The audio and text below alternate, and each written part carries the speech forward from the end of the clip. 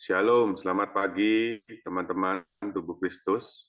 Pagi hari ini kita akan lanjut lagi ya bersama dengan Kak Edi. Shalom, selamat pagi Kak Edi. Pagi, Hadi. Bisa dengar suara saya? Ya, jelas Kak. Oke. Ya, saudara tetap semangat ya.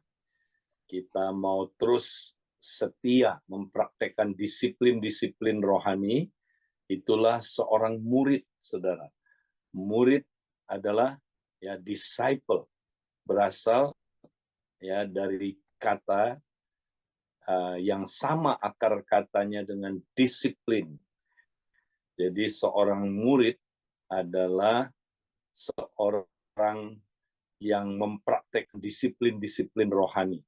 Nah, saudara, kita mau lanjut membahas tentang disiplin berpuasa, ya.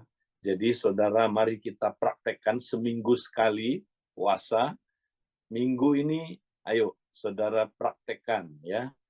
Nah, kami puasa selama 1 minggu bersama-sama dan ada banyak sekali kesan mempraktekkan puasa. Dia belum pernah berpuasa seumur hidupnya, ya. Tapi ketika dia puasa, dia mengalami lawatan Tuhan yang begitu luar biasa, ya. Sampai hari ini dia nggak pernah bolong, padahal dia belum pernah puasa, ya.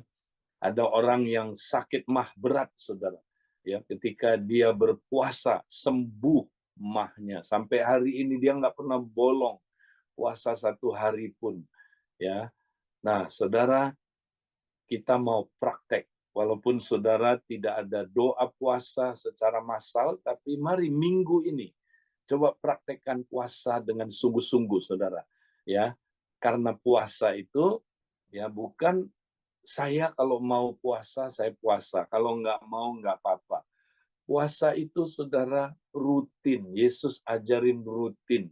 Yesus orang Yahudi, saudara, dia puasa minimal 2 kali seminggu. Ya, itu orang Yahudi praktek puasa 2 kali seminggu. Jokowi aja puasa 2 kali seminggu, saudara. Ya, kita orang Kristen ya seringkali tidak mempraktekkan puasa.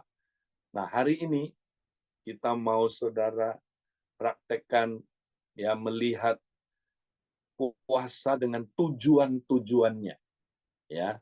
Apa tujuan-tujuan puasa? Nah, hari ini saya hanya membahas 3 tujuan, ya. Nah, mari kita lihat pertama-tama kita mau kembali mengulang dulu apa definisi puasa supaya kita jelas ya puasa itu apa. Mana seseorang menghentikan sementara makmani tubuhnya dan membiarkan Roh Kudus menguasainya serta memberi dia makanan dan minuman roh. Puasa, saudara, sekedar nggak makan. Kalau puasa hanya nggak makan, itu namanya diet. Ya, diet ada gunanya nggak? Ada. Diet bisa bikin kita sehat.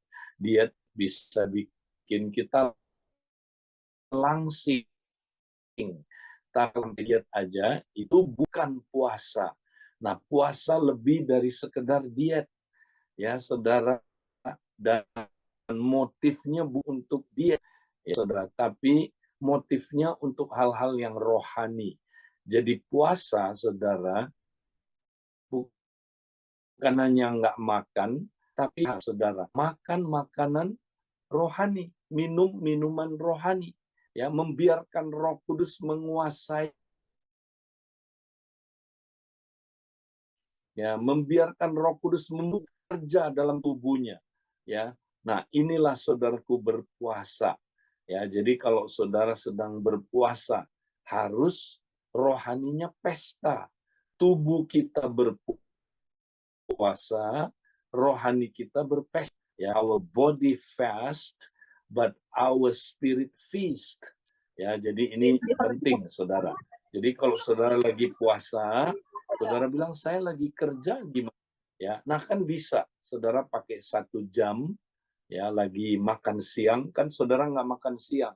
Nah, jangan ya waktu lagi jam makan siang, saudara nonton apa ya, aduh nonton gadget saudara, nonton YouTube, lihat Facebook, lihat apa saudara, Instagram orang, jangan. Itu puasa saudara nggak bermakna lagi, tidak apa saudara itu memberi impact. Jadi waktu jam makan siang saudara nggak makan siang, nah pergilah mojok kemana kek, di situ saudara saudara doa, ya baca firman, supaya roh saudara makan. Nah waktu saudara praktek ini, wow, puasanya berbeda, saudara. Jadi, mari kita praktek puasa dengan benar, saudara. Ya, jadi kita udah tahu ya apa itu puasa. Nah, sekarang kita akan lihat ketiga tujuan puasa hari ini. Pertama, apa tujuan puasa? Pertama, dengan pertanyaan Roh Kudus, untuk mengendalikan tubuh dengan hawa nafsunya, sehingga manusia roh kita mengalami transformasi menuju keserupaan dengan Kristus. Ya, jadi saudara puasa itu harus dengan tolongan Roh Kudus, ya, praktekannya. Ya, nah apa tujuannya? Untuk mengendalikan tubuh dengan hawa nafsunya. Ya, sehingga kalau tubuh kita dengan hawa nafsunya dikendalikan, manusia roh kita mengalami transformasi, ya, menjadi semakin benar, semakin kudus, semakin penuh kasih, semakin perkasa, ya, semakin penuh Roh Kudus seperti ya yang ada pada Kristus, ya. Sehingga hati kita serupa dengan hati Kristus, Saudara. Nah, ini tujuan pertama dari puasa. Kita mengendalikan tubuh dengan hawa nafsunya. Nah, ingat Saudara, ya, tubuh kita ya itu nggak boleh kita musuhi. Ya, tubuh kita harus kita kasihi. Kenapa? Karena tubuh kita adalah tubuh Kristus. Tubuh kita adalah bait Allah. Tubuhnya ya itu harus kita kasihi. Tapi yang kita benci adalah hawa nafsu di dalamnya, Saudara. Ya, di dalam tubuh kita ada hawa nafsu. Nah, itu yang kita perangi, Saudara.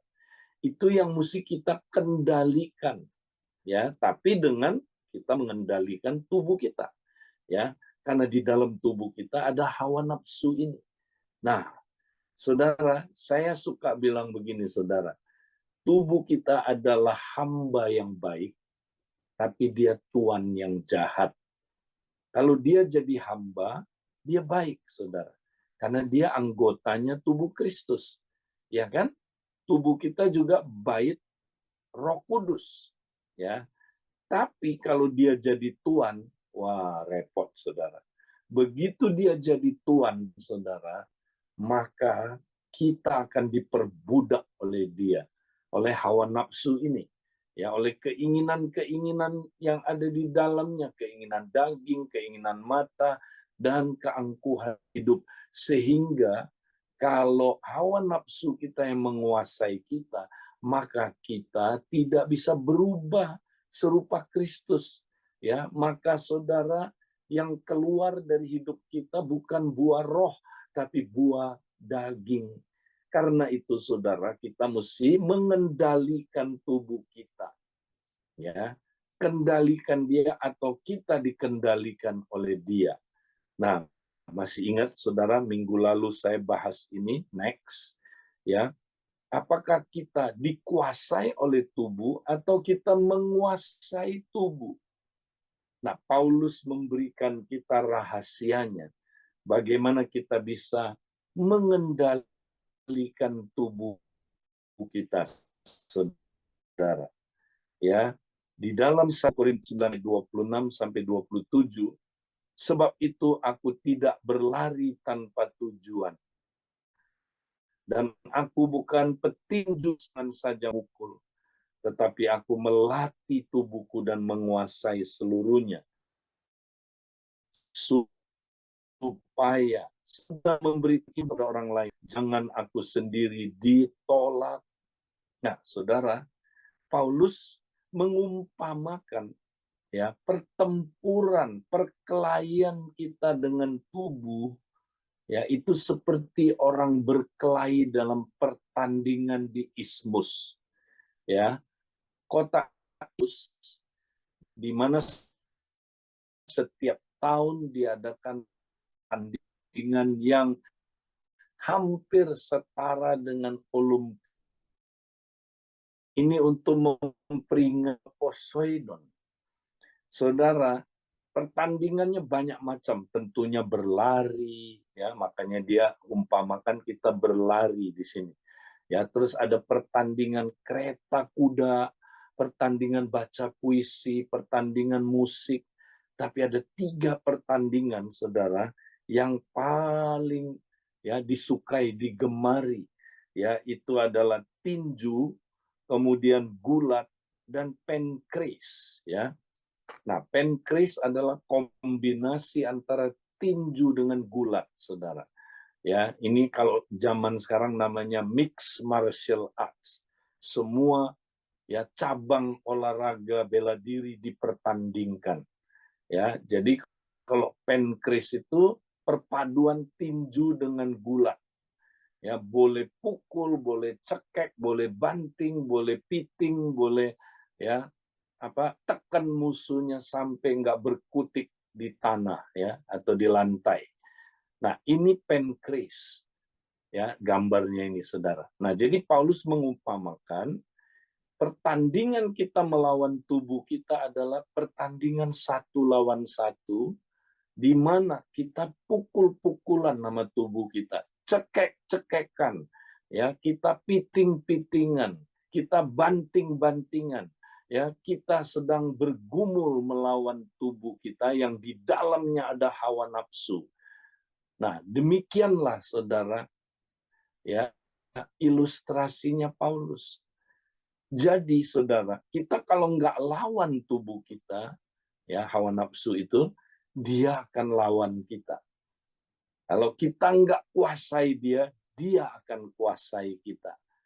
Sekarang, tubuh dengan hawa nafsunya, saudara, adalah hamba yang baik, tapi dia adalah tuan yang jahat. Jangan pernah dikuasai oleh dia. Kita yang mesti menguasai dia. Nah, bagaimana caranya, saudara? Paulus ajarkan dalam ayat 27. Tetapi aku melatih tubuhku dan menguasainya seluruhnya.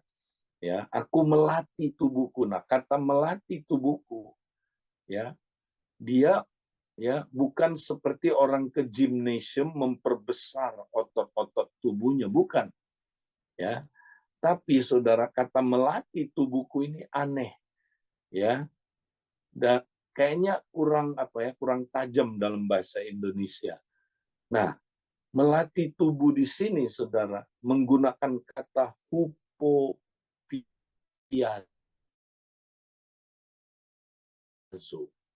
Hupopiazo artinya, saudara, memukul sampai biru-biru.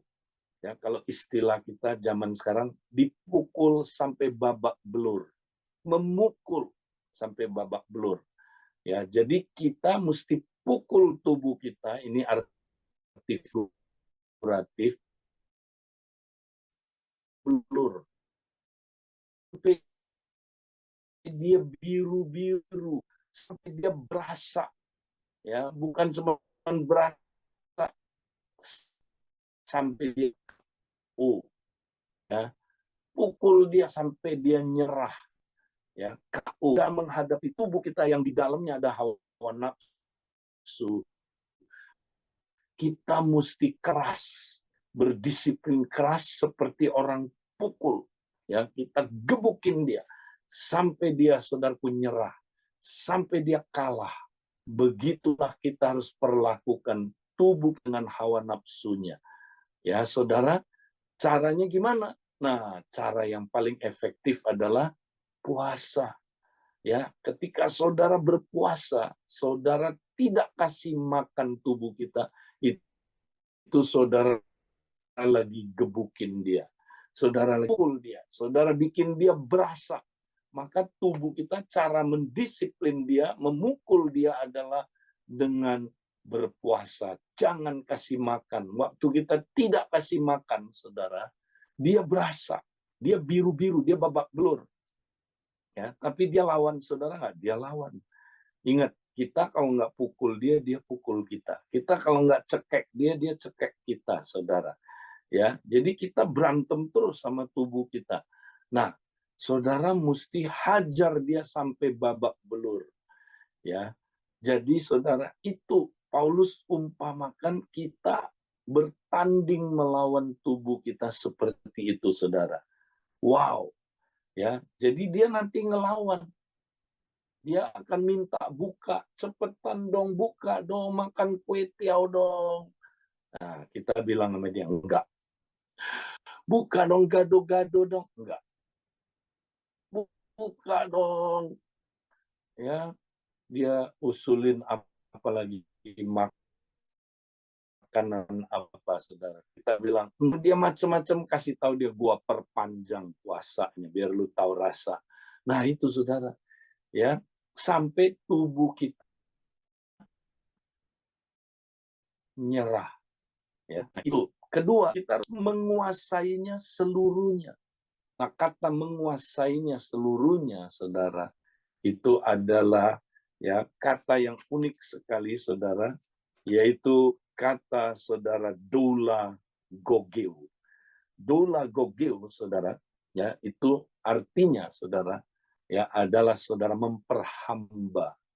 Kita harus memperhamba tubuh kita dari kata doulos, ya, memperhamba dia.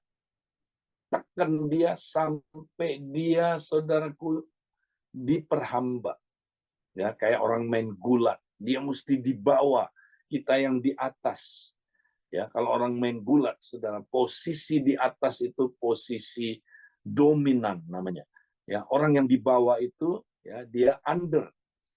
Ya, nah dia mesti ditekan terus sampai dia nggak bisa lagi di atas, dia dibawa terus nyerah sampai dia tap, ya saudara. Nah itu dia, saudara. Jadi kita mesti lawan tubuh kita sampai dia diperhamba. Kamu hamba, kamu tidak boleh jadi tuan. Ya, kalau dia jadi tuan, wow, ngeri, saudara. Kita perhamba dia, ya. Dan kalau kita terus perhamba dia, saudara, dia kalah. Akhirnya dia nyerah.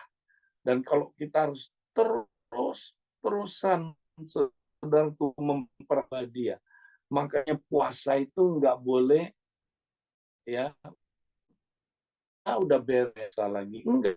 Sistem tiap minggu, minimal sekali puasa. Ya, itu cara saudara neken dia di bawah supaya dia tetap jadi hamba. Ya, jadi konsisten. Nggak boleh bilang gini, oh udah beres, aku udah mengalahkan kedaginganku, udah beres. Oh enggak. Saudara, begitu saudara nggak tekan dia lagi, nggak kuasai dia lagi, tueng, dia muncul. Dia akan pukul saudara, dia akan hajar saudara, dia yang tekan saudara. Akhirnya saudara yang kalah. Makanya puasa harus rutin. Tidak bisa gini, suka-suka saya lah. Saya lagi ada masalah Pak Edi, saya puasa. Nggak bisa.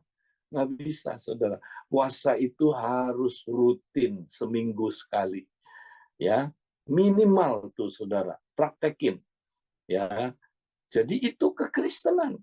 Ya, kita nggak pernah diajarin, saudara. Nah, Paulus bilang mesti begini.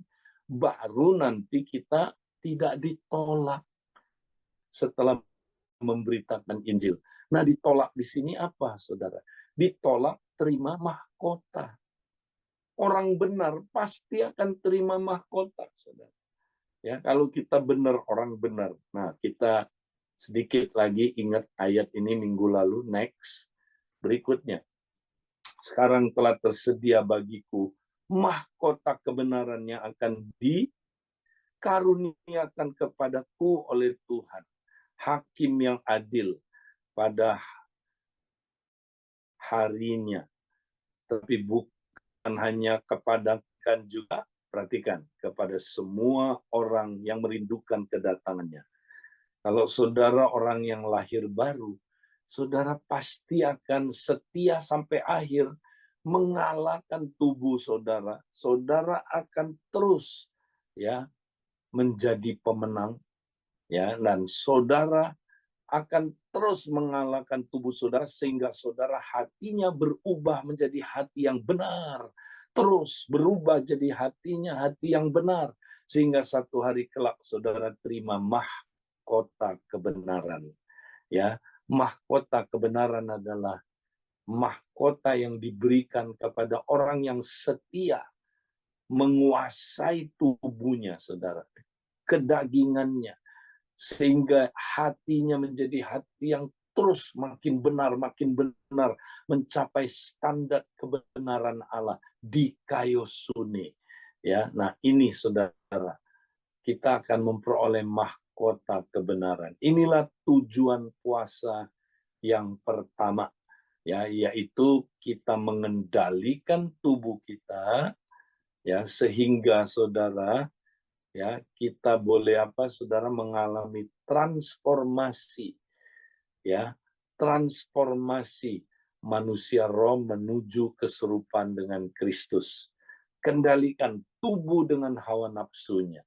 Nah, itu tujuan yang pertama. Tujuan yang kedua, mari kita lihat saudara, sebagai cara yang ditetapkan oleh Allah untuk merendahkan diri di hadapan Tuhan, ya, di hadapan Allah. Nah, saudara, kalau kita lihat ya di dalam firman Tuhan, saudara, puasa tujuannya salah satunya adalah untuk merendahkan diri di hadapan Allah. Ini cara yang ditetapkan oleh Allah supaya kita bisa merendahkan diri di hadapan Allah dengan efektif.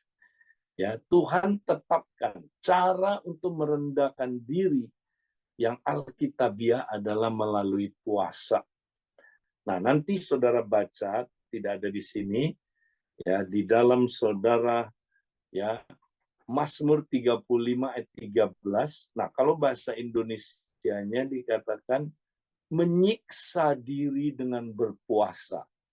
Ya, menyiksa diri dengan berpuasa. Tapi bahasa Inggrisnya humble myself with fasting. Ya, merendahkan diri ya dengan berpuasa. Jadi memang berpuasa, saudara, tujuannya supaya kita bisa merendahkan diri, ya. Nah, kita lihat satu ayat, coba kita next, kita lihat saudara di dalam Yesaya 53, mengapa kami berpuasa dan engkau tidak memperhatikannya juga, ya. Mengapa kami merendahkan diri dan engkau tidak mengindahkannya juga? Berarti tujuan berpuasa adalah untuk merendahkan diri. Ya, banyak sekali ayat-ayatnya di Perjanjian Lama khususnya. Berpuasa adalah saudara cara yang Tuhan tetapkan untuk kita merendahkan diri. Nah, kenapa kita mesti merendahkan diri, saudara? Ya, karena kita manusia, saudara, cenderung ya itu bisa sombong. Kita itu, saudaraku, tanpa sadar kita cenderung sombong. Next, kita lihat ayat berikutnya, saudara.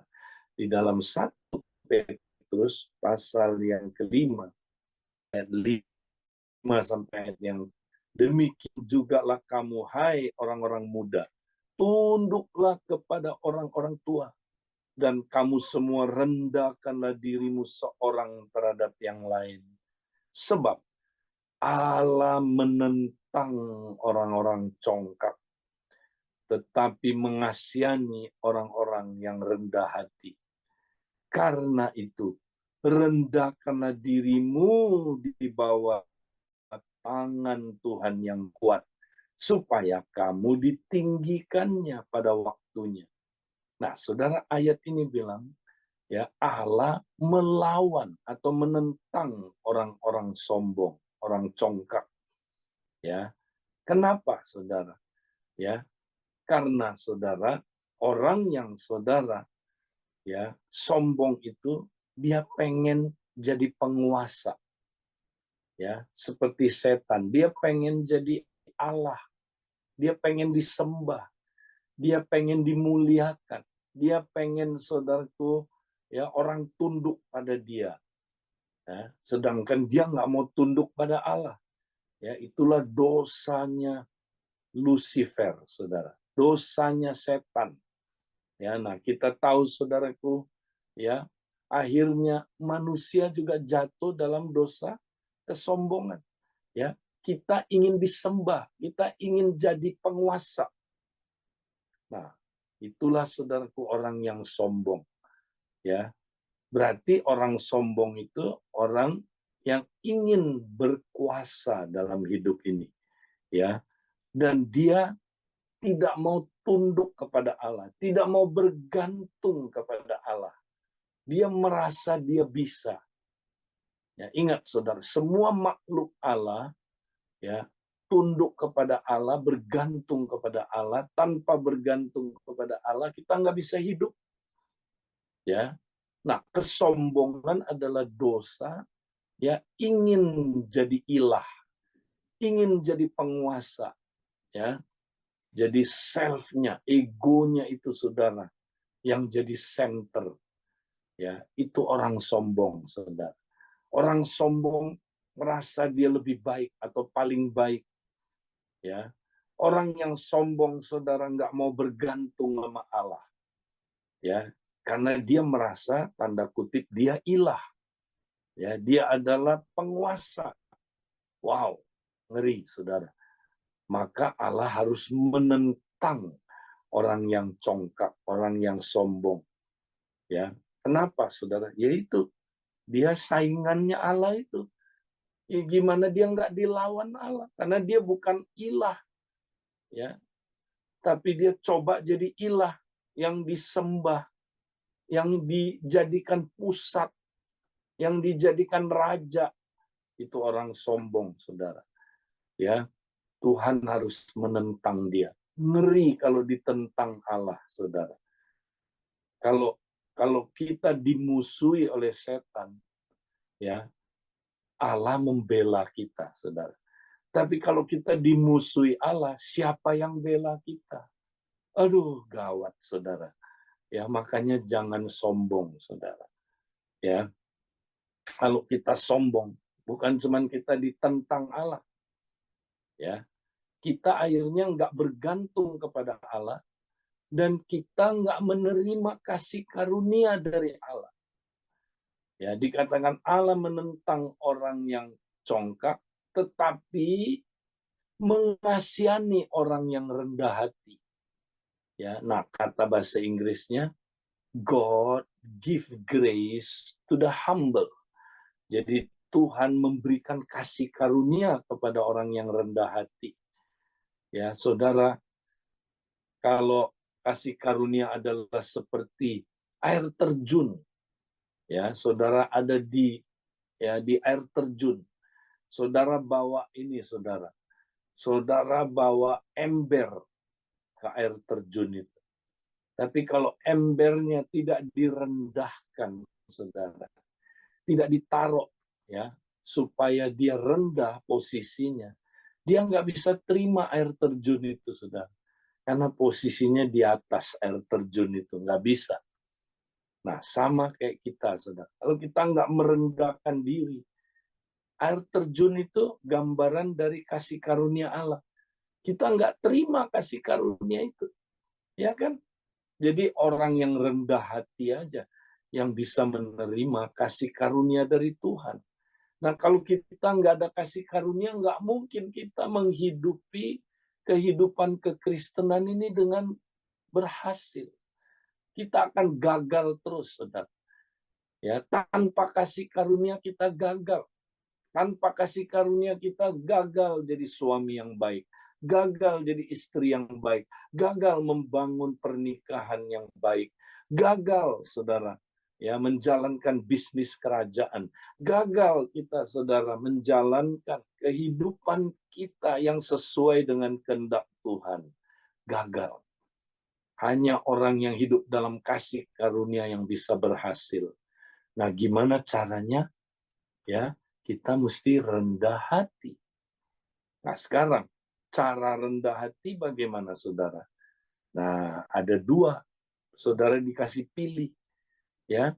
Saudara mau, ya, direndahkan atau merendahkan diri. Nah, pilihlah salah satu coret yang tidak perlu, ya. Banyak orang, saudara, mereka tidak mau merendahkan diri. Ya udah, cara kedua akan terjadi. Tuhan yang rendahkan dia, saudara. Wow, kalau Tuhan yang rendahkan dia, wah dia ngalamin perlawanan dari Tuhan terus. Tuhan akan lawan dia. Jangan heran, saudara. Orang yang kaya, saudara, kaya banget, direndahkan Tuhan. Sampai nggak punya apa-apa, saudara. Itu direndahkan. Ya, orang yang saudara punya kuasa yang hebat, diambil daripadanya kuasanya, saudara, sampai nggak punya lagi apa-apa kuasa. Ya, ada orang saudara, ya, diambil kesehatannya, diambil saudara. Apa akibatnya? Direndahkan sampai dia saudara ancur-ancuran hidupnya. Saudara, jangan tunggu direndahkan Tuhan. Lebih baik kita merendahkan diri. Nah, bagaimana caranya merendahkan diri, saudara? Ya, lewat puasa. Ya, jadi lewat puasa yang benar ya, jangan kayak puasanya orang Farisi. Orang Farisi berpuasa, tapi ya berpuasanya apa, saudara? Nggak benar, motifnya nggak benar. Motifnya untuk dipuji orang, motifnya supaya dilihat orang. Nah, puasa yang kayak begitu, saudara, tidak mendatangkan berkat. Bahkan saudara, puasa yang begitu, orang Farisi makin sombong. Ya kan? Dia puasa, tapi dia berdoa begini. Ya, Tuhan, aku bersyukur, aku kasih perpuluhan. Ya, aku kasih persembahan. Aku bersyukur, aku puasa 2 kali seminggu. Ih, sombongnya saudara. Aku bersyukur, aku nggak seperti orang yang berdosa. Ya, wih, saudara, puasa tapi nggak rendah hati. Nah, kenapa? Karena puasanya motifnya salah, caranya salah. Ya, maka kita harus puasa dengan benar, saudara. Dengan motif hanya untuk Tuhan. Dan kita motifnya, saudara, itu tadi, saya mau merendahkan diri saya di hadapan Tuhan. Ya, kalau puasa yang kayak begitu dahsyat, saudara. Ketika saudara merendahkan diri, apa yang akan terjadi? Maka saudara ditinggikannya pada waktunya. Ada waktu ya, jadi sabar. Saudara akan ditinggikan pada waktunya. Ya, dahsyat kan? Kenapa? Karena kalau saudara merendahkan diri, ya udah tiarap. Orang tiarap, saudara, itu posisi paling dekat dengan tanah. Orang yang tiarap nggak bisa lagi lebih dalam. Ya, dia udah paling rendah, saudara. Kalau udah paling rendah, ya arah yang memungkinkan dia ya pergi adalah ke atas. Ya kan, dia nggak bisa lagi ke bawah karena udah mentok. Dia pasti ke atas. Kalau saudara udah mentok, udah tiarap, udah tinggal nunggu waktu aja, saudara. Saudara pasti naik, ditinggikan oleh Tuhan. Haleluya. Mari saudara, kita semangat praktek puasa sebagai apa, saudara? Ya, sebagai cara untuk yang ditetapkan Allah untuk merendahkan diri di hadapannya. Nah, yang terakhir sekarang, saudara, kita lihat puasa adalah tujuan yang ketiga adalah untuk memperkuat doa-doa yang menghasilkan kuasa, ya, kuasa kerajaan kuasa dalam kerajaan Allah, ya. Nah, Saudara, kerajaan Allah itu bukan terdiri dari perkataan, tapi dari kuasa, ya. Nah, dari mana kita mengalami kuasa yang dahsyat dalam kerajaan Allah ini, Saudara? Ya. Nah, kita mau lihat dulu PowerPoint yang ketiga, satu lagi, yang terakhir. Ya, satu lagi. Nah, ayat ini berkata, Matius 12 ayat 28, tetapi jika aku mengusir setan dengan kuasa roh Allah, maka sesungguhnya kerajaan Allah sudah datang kepadamu. Jadi kerajaan Allah datangnya, Saudara, lewat kuasa roh Allah. Ya, ketika kita usir setan dengan kuasa roh Allah, kerajaan Allah datang. Jadi kerajaan Allah datangnya itu lewat kuasa roh Allah, ya, yaitu usir setan, sembuhin orang sakit, menghancurkan perbuatan-perbuatan kuasa kegelapan, menghancurkan perbuatan-perbuatan, ya, kerajaan kegelapan. Itulah, saudaraku, kehadiran kerajaan Allah. Nah, bagaimana supaya kuasa ini bekerja dalam diri saudara? Nah, paling efektif adalah lewat berpuasa. Nah, kita lihat Tuhan Yesus. Kita lihat Tuhan Yesus, saudara. Ya, ini nggak ada di dalam ayat-ayat yang saya tampilkan di sini. Nanti saudara baca di rumah aja ya. Lukas, ya, pasal yang keempat, ayat 1. Yesus penuh dengan Roh Kudus. Ya, lalu dia dibawa oleh Roh Kudus ke Hawaii. Amin. Nah, ini yang amin ini tidur nih atau ngantuk, ya. Dia dibawa kemana? Bukan ke Hawaii. Dia dibawa kemana, saudara? Ke padang gurun. Untuk apa? Dicobai oleh iblis. Nah, bagaimana dia bisa menang? Dia berpuasa, saudara. Yesus berpuasa, maka dia menang akhirnya, saudara. Dia bisa kalahkan pencobaan-pencobaan itu, saudara. Ya, karena dia berpuasa.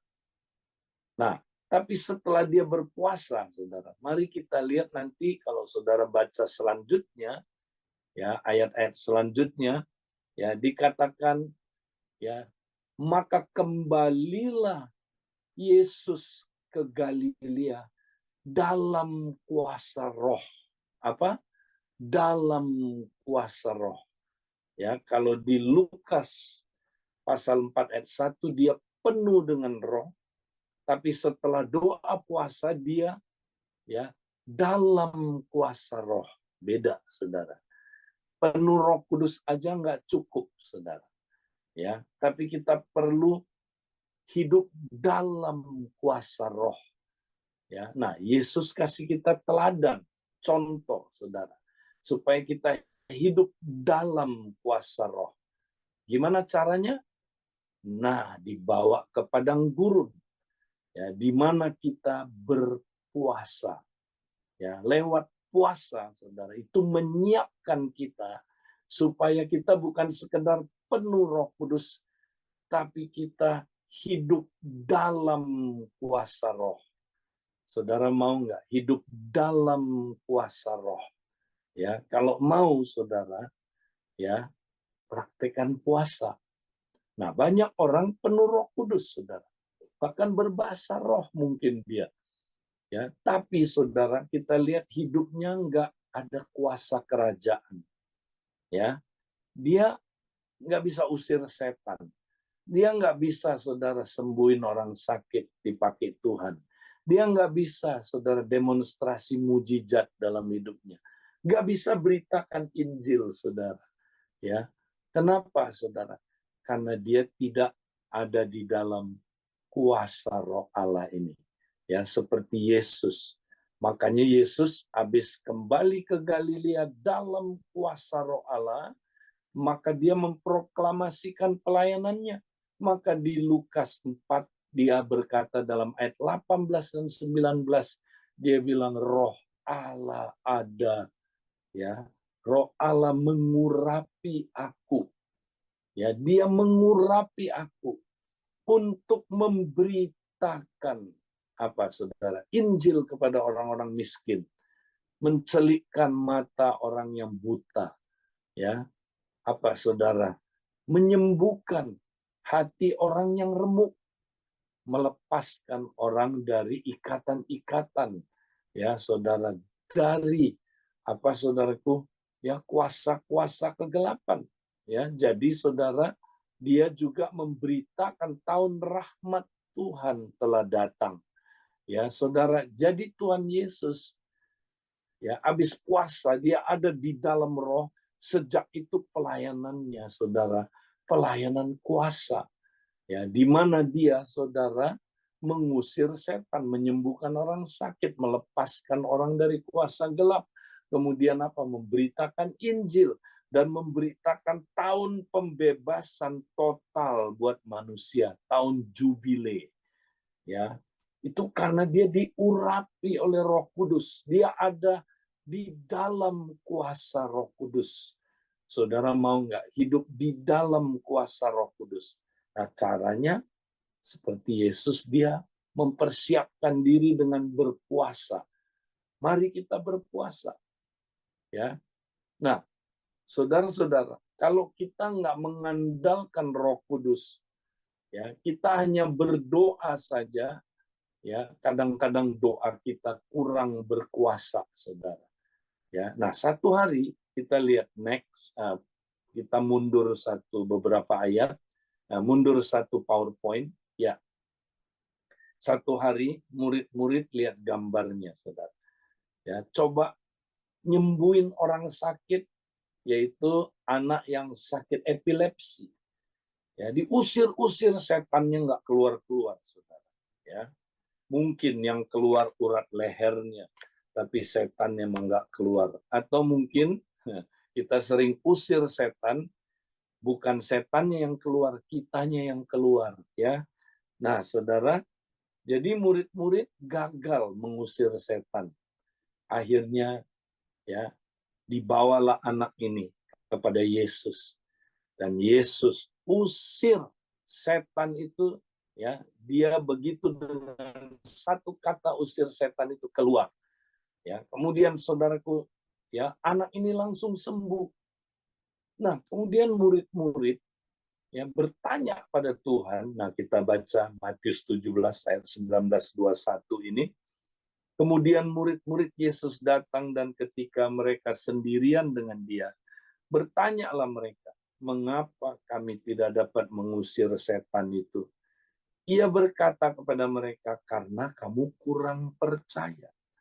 Sebab aku berkata kepadamu, sesungguhnya sekiranya kamu mempunyai iman sebesar biji sesawi saja, kamu dapat berkata kepada gunung ini, pindah dari tempat ini ke sana, maka gunung ini akan pindah, dan takkan ada yang mustahil bagimu. Jenis ini tidak dapat diusir kecuali dengan berdoa dan berpuasa. Jenis ini nggak bisa hanya diusir dengan berdoa saja. Perlu berpuasa juga. Baru, ya, dikalahkan kuasa gelap ini, saudara. Nah, jadi saudara, ya, kita seringkali doa-doa kita udah mentok. Kita berdoa sepertinya nggak manjur doa kita. Tapi kalau kita berpuasa, doa plus puasa itu dahsyat, saudara. Ya, kita akan alamin kuasa kerajaan tadi itu. Ya, jadi saudara, makanya sertai doa saudara dengan berpuasa. Saudara akan ngalamin breakthrough. Nah, ingat saudara, ya, tugas kita adalah kita mesti menghadirkan kuasa kerajaan Allah di mana-mana. Hadirkan kuasa kerajaan di keluarga saudara.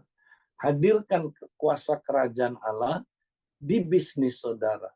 di tempat kerja saudara, ya, di mana lagi saudara, ya, di masyarakat, di mana saudara berada. Hadirkan kuasa kerajaan itu. Gimana caranya? Ya, saudara mesti berdoa. Tapi kadang-kadang kalau saudara berdoa, nggak manjur juga, saudara. Plus berpuasa. Ya.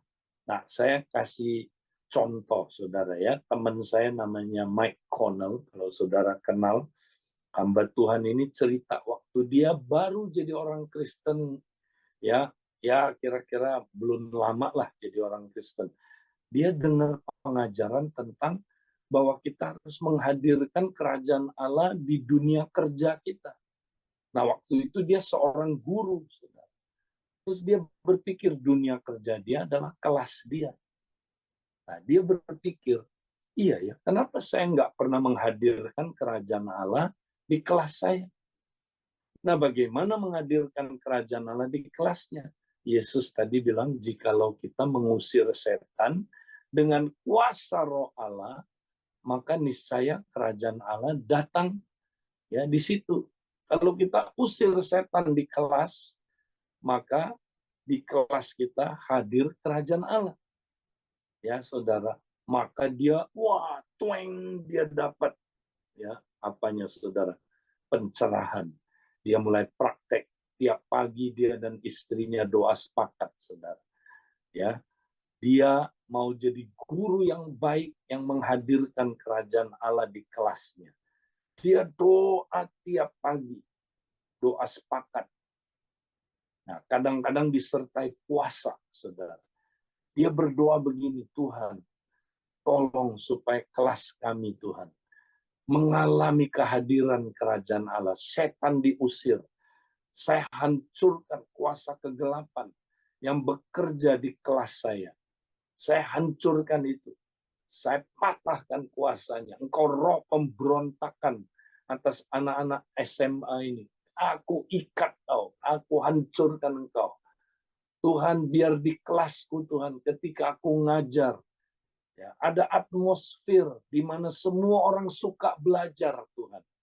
Tuhan, aku berdoa, beri aku hikmat supaya waktu aku ngajar, ya, aku ngajarnya itu ya menarik perhatian murid-murid sehingga mereka mau belajar dan mereka nilainya bisa jadi baik. Tuhan, tolong Tuhan. Aku hancurkan semua roh pemberontakan yang ada. Aku patahkan engkau, aku hancurkan engkau. Wah, dia perangi, saudara. Pekerjaan kuasa gelap di SMA itu, di kelasnya dia.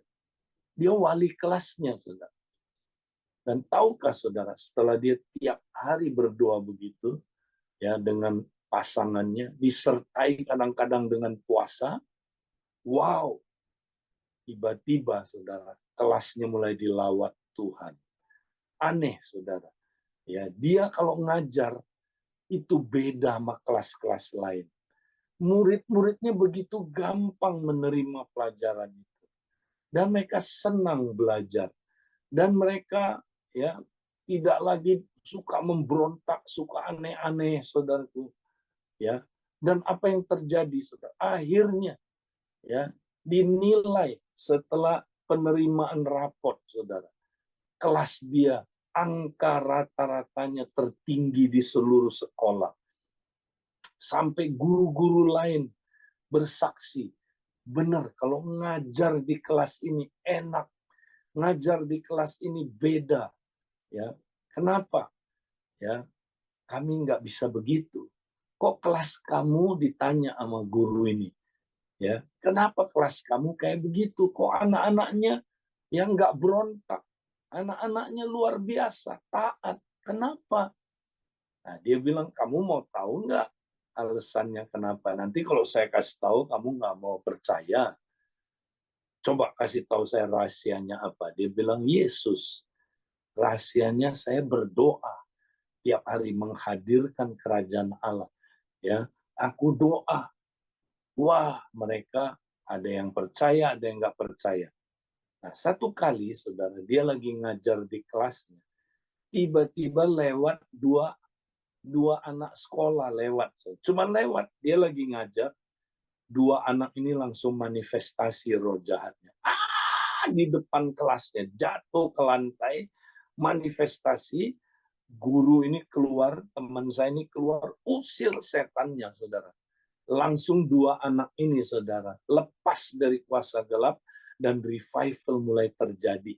Akhirnya lewat dua anak ini, saudara, revival menyebar ke seluruh sekolah itu. Ya, terjadi pertobatan besar-besaran di kelas itu, saudara. Dan bukan cuma di kelas, di seluruh sekolah itu terjadi revival. Nah, ini dia, saudara. Saudara, mungkin di dunia bisnis, saudara, ya, di situ ada kuasa gelap yang sedang bekerja merusak bisnis saudara. Ya, bukankah kita, saudaraku, harus menghadirkan kerajaan Allah? Ya, usir setan. Makanya saudara, ya, di bisnis saudara, saudara mesti perangi kuasa gelap supaya saudara bisnis saudara, ya, jangan, saudaraku, jadi bisnis yang diikat, dikuasai oleh kuasa kerajaan kegelapan. Tapi saudara bisa jadi kingdom business, ya, kingdom profession. Saudara bisa jadi kingdom workers, ya. Nah, saudara, ini penting. Saya mau tutup dengan sebuah kesaksian, saudara. Waktu saya pertama, ya, saudara, jadi PKS, ya, itu saya ingat, saudara. Saya pimpin Komsel bersama dengan, ya, Kak Ros sama-sama. Nah, satu hari, saudara, kami kedatangan seorang, ya, wanita muda, dia dari suku Batak. Nah, dia cerita. Nah, jadi ceritanya gini, saudara. Dia ini, ya, belum lahir baru, tapi pernah sekolah minggu. Ya, Kristen-Kristenan lah, gitu ya. Nah, dia satu kali, saudara, pergi ke rumah omnya. Omnya itu dukun. Nah, dia maksudnya sakit mau berobat, saudara, ke dukun ini. Ternyata omnya punya niat jahat, saudara. Omnya ini ingin memperkosa dia.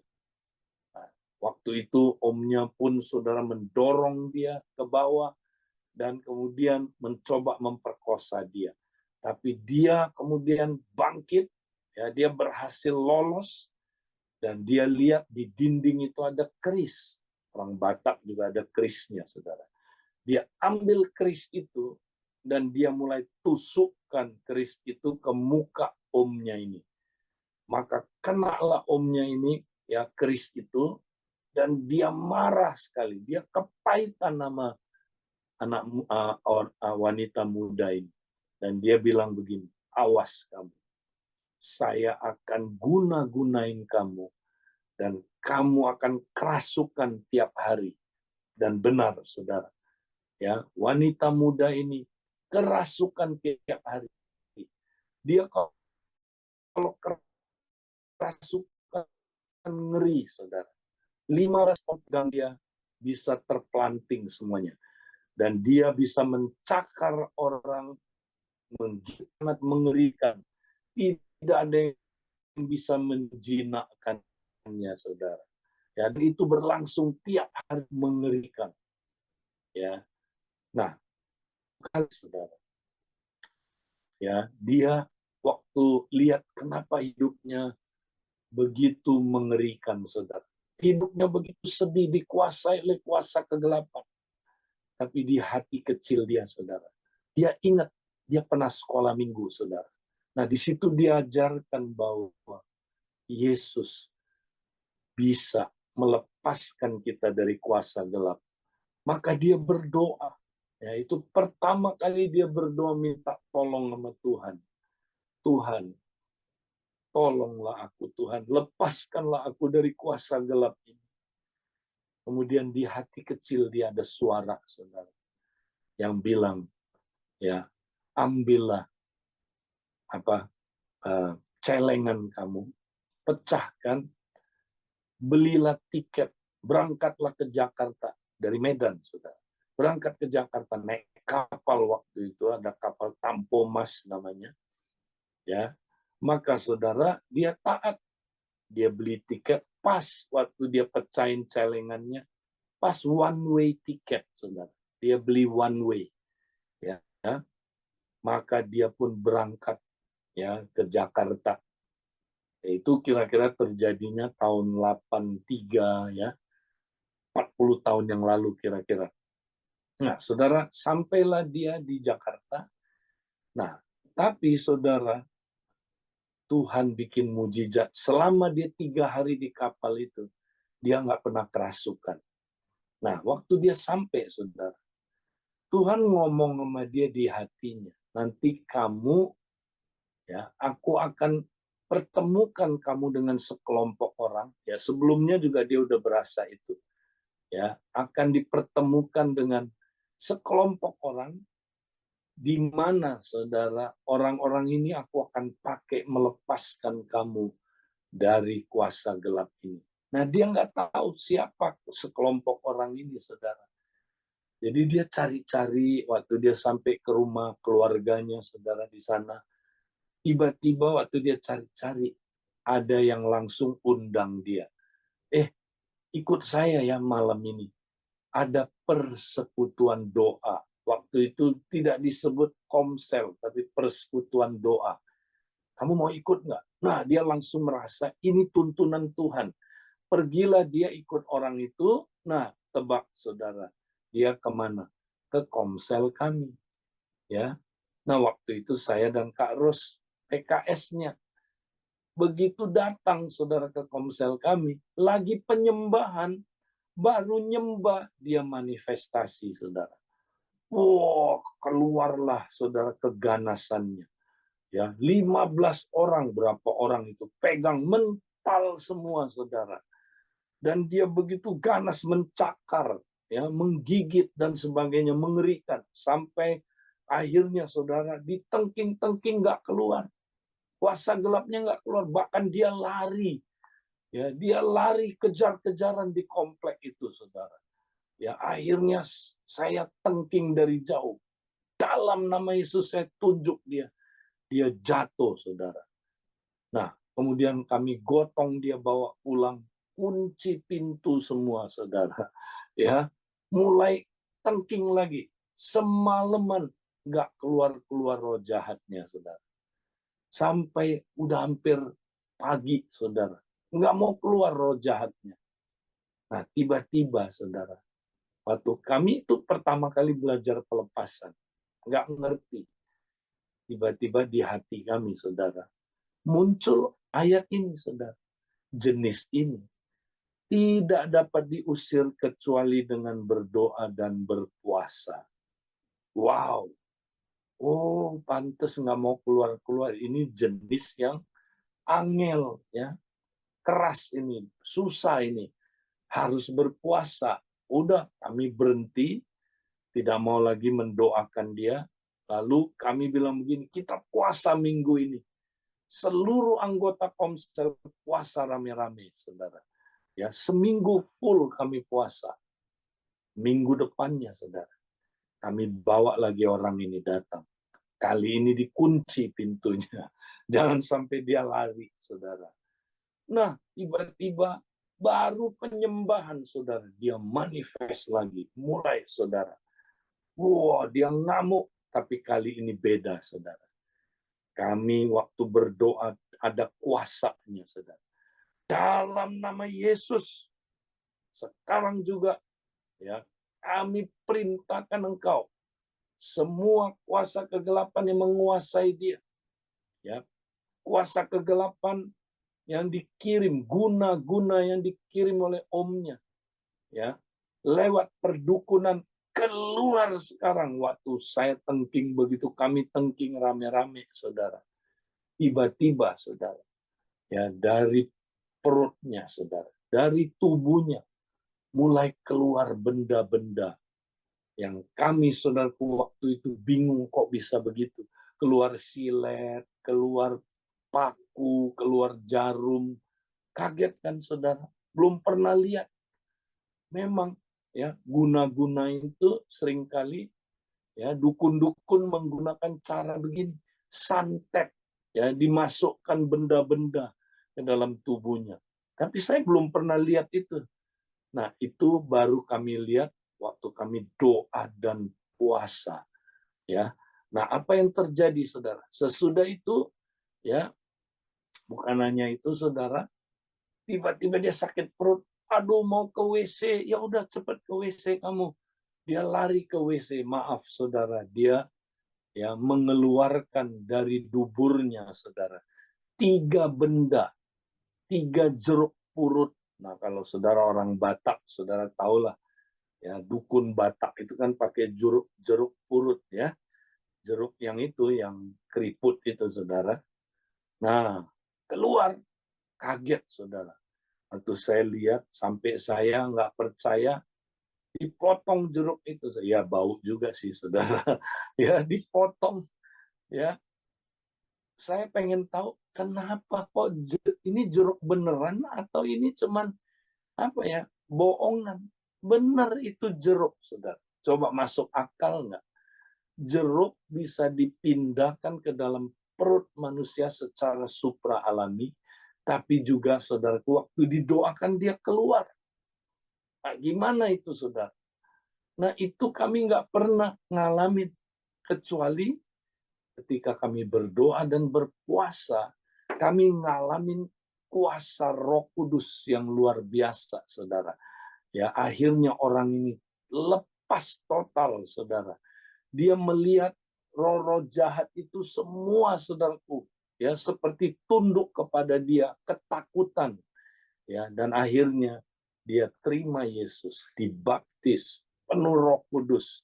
Bukan hanya itu, saudara, dia sekolah Alkitab dan akhirnya dia jadi hamba Tuhan. Puji Tuhan. Nah, saudara, inilah, ya, tujuan puasa yang ketiga, saudara, ya, di mana untuk memperkuat doa-doa yang menghasilkan kuasa dalam kerajaan Allah. Mari, saudara, ya, ini 3 tujuan puasa yang kita sudah pelajari. Saya mau dorong minggu ini langsung praktek puasa, ya. Saudara udah dengar firman Tuhan, ayo langsung praktek.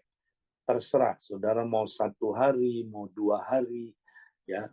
Mulai praktek, saudara. Minimal 1 hari praktek doa puasa dengan tujuan-tujuan tadi itu, saudara.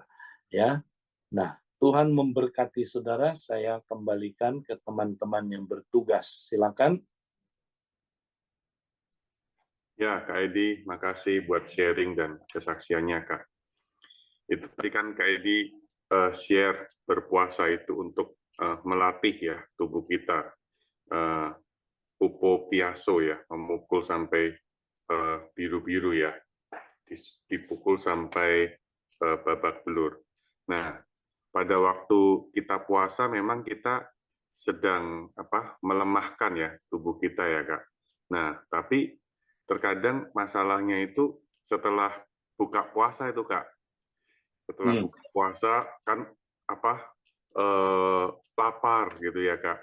Nah, terus jadi makannya jadi tambah banyak, Kak Edi.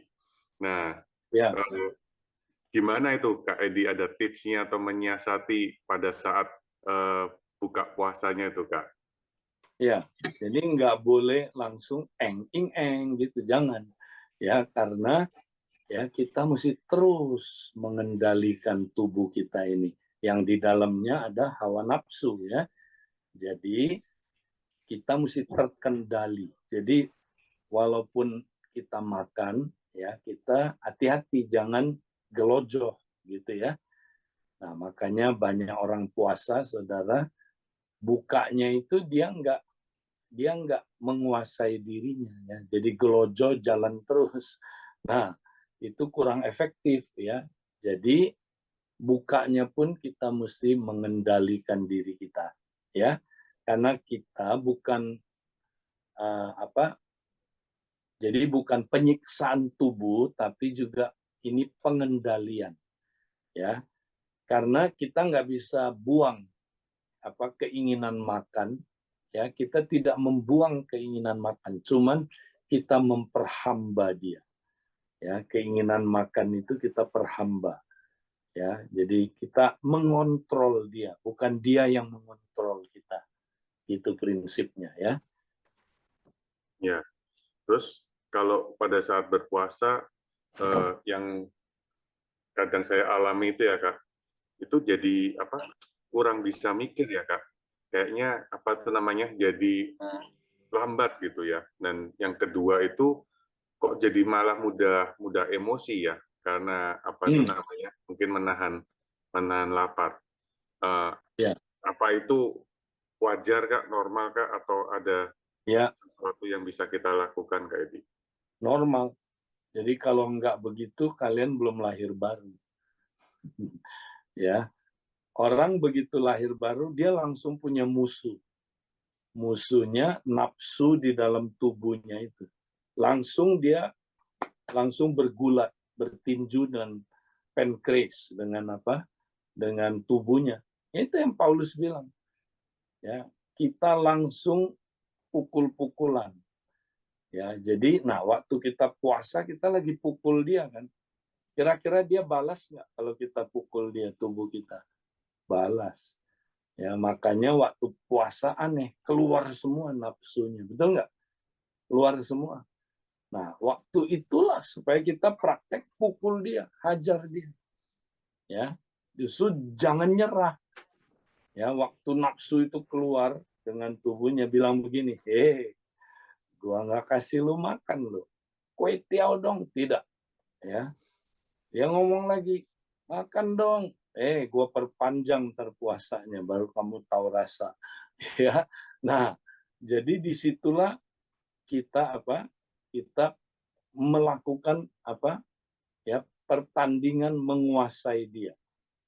Ya, dan ingat, tapi nanti ada satu titik saudara menang. Ketika saudara menang itu tenang sekali. Berasa nggak? Tenang. Awal-awalnya aja ya terjadi seperti itu. Ya, makanya kalau kita terus terlatih, ya, kita terus menguasai dia. Ya, nanti puasa itu malah ketagihan kita. Ya, jadi ada orang yang ketagihan puasa, saudara. Ya, Ya Kak Edi, terima kasih Kak. Jadi oke. teman-teman, kita di dalam breakout room kita mau sharing ya, satu pertanyaan, apakah yang menjadi halangannya untuk kita itu berpuasa, untuk saudara berpuasa, apa yang menjadi blocking ya, apa yang menjadi halangan atau keberatan yang paling berat gitu ya untuk berpuasa. Nah, kita mungkin bisa terbuka ya, kita bisa sharing di dalam breakout room dan kita bisa saling menguatkan satu dengan yang lain. Itu aja ya Kak Edi ya, kita Oke. sampai Senin depan ya Ya, Kak, ketemu lagi ya sampai Kak. ketemu. Tuhan berkati.